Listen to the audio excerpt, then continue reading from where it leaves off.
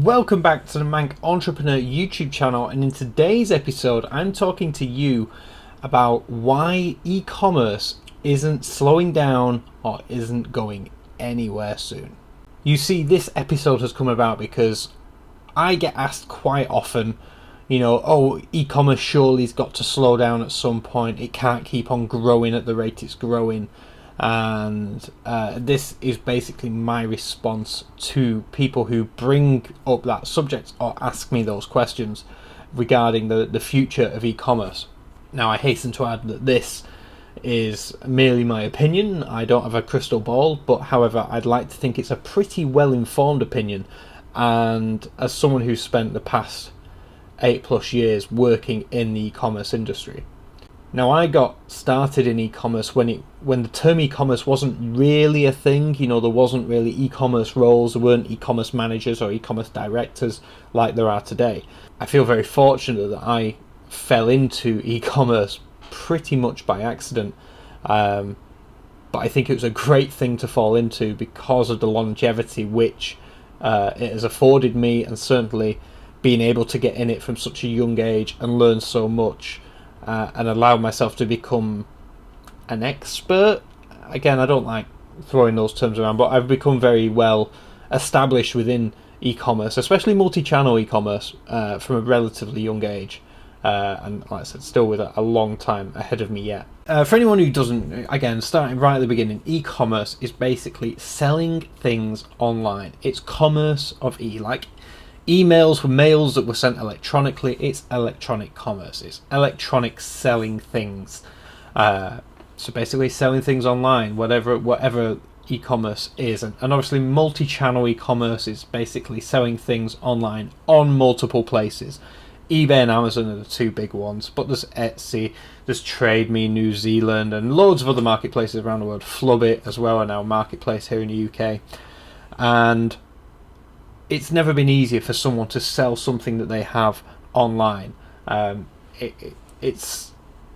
don't need a shop anymore. You can literally start selling from your bedroom, from your basement, from your spare room, wherever it may be. And that's how a lot of the businesses are now multi-millionaires got started. They started in bedrooms, and a bit like the Apple story and everything else.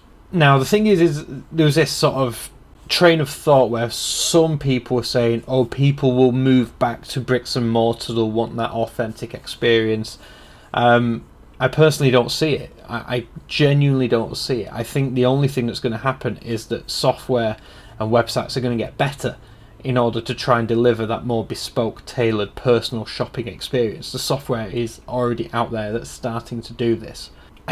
For me, e-commerce, like I said, isn't going to go anywhere anytime soon. And the main way that I can sort of put this into perspective for you watching this is that if I think about my family and other people within my sort of network, my parents will now buy online.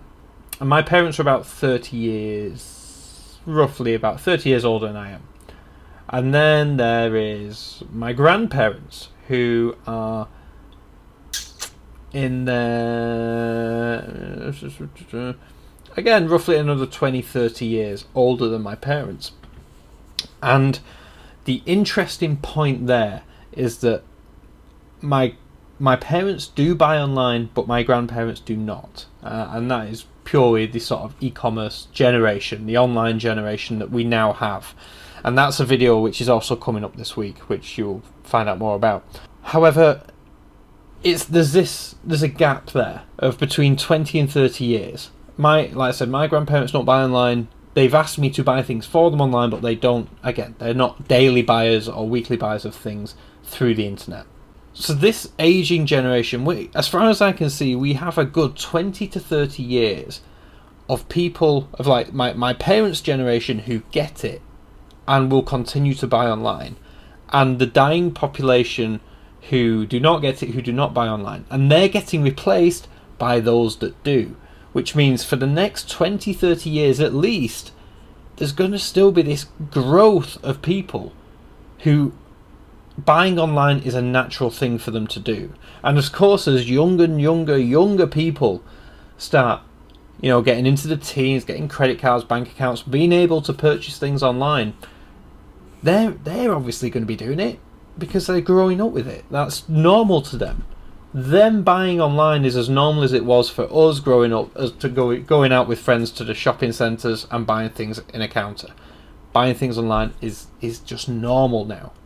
And that's what I mean. We have this generational shift yet to go through of the next 20, 30 years for the generation that don't buy online are going to start being replaced with that generation that do.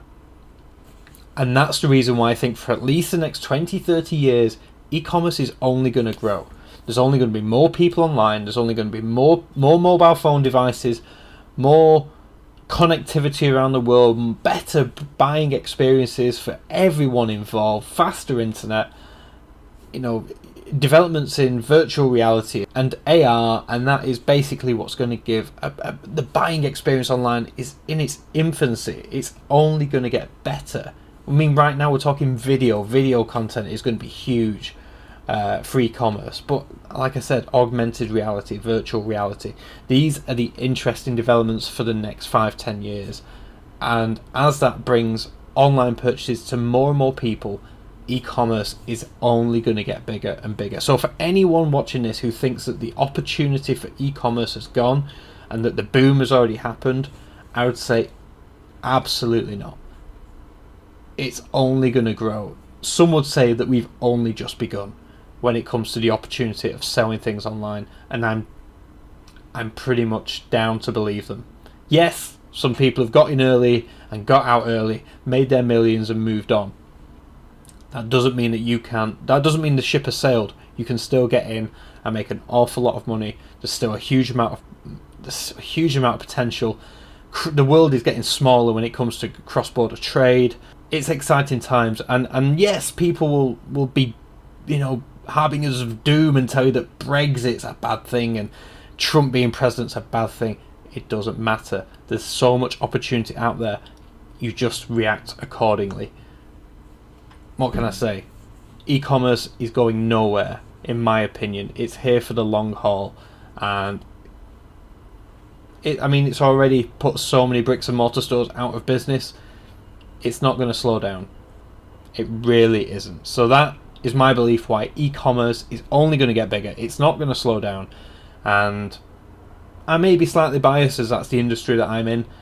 But again, even trying to be as objective as possible, realistically, we've still got a good 20 years of solid e-commerce growth opportunity around the world. And just think what you could do with 20 years. You could do a lot of things. You could build a lot of businesses. You could make a lot of money. And that's where I think there's a huge opportunity still yet to happen. Let me know what you think down in the comments section. Do you agree with me, disagree with me? Do you think e-commerce golden age has been and gone? Or is it still yet to happen? Let me know. I'd love to hear what your thoughts are.